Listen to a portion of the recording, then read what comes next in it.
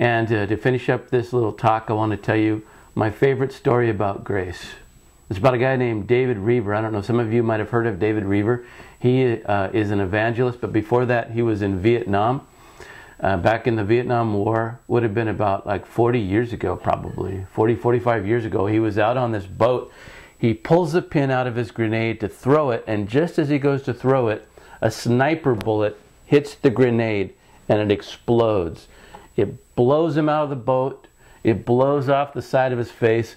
It blows off fingers. And if you see him, if you ever see him now preaching, he's got like one finger. He says, "Man, I'm glad I got this one finger because I can still preach."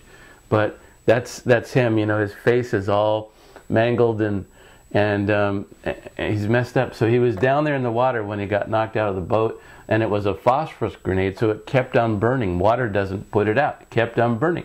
So they come and they rush and they put him on the stretcher, and they're pulling him off to the medic. Well, the phosphorus is all throughout his body, is still burning, and so it burns right through the stretcher, and he falls down on the ground again. It was just, he says it was one of those days where nothing was going right.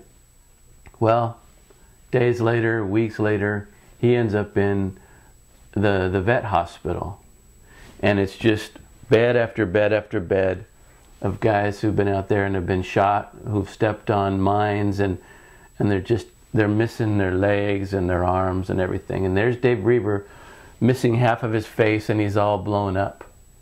There's a guy right next to him who's lost both of his legs.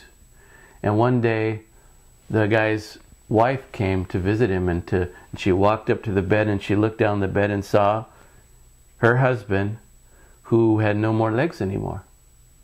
And she took the ring off her finger, and she put it down in his chest, and she says, "I'm so sorry, I'm so sorry. But you're not the man that I married, and I can't do this." And she walked out the room. Well, how do you think that made Dave Reaver feel? Because his wife was due to visit him in a few days. So he was scared, and he just knew it was over.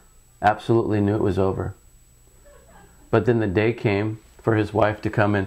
There she stood in the doorway, and she looked across the beds, and then she saw David Reaver in his bed. She made eye contact with him.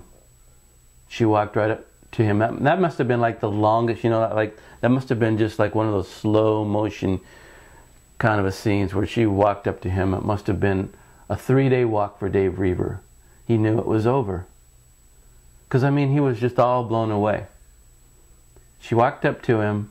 She looked at him. She bent down and kissed him. Not in the good side of his face, but in the bad side, the scarred side, the ugly, gross side. She kissed him right there. And she said, "David, I love you." And David Reaver just started to cry. It was completely not what he expected.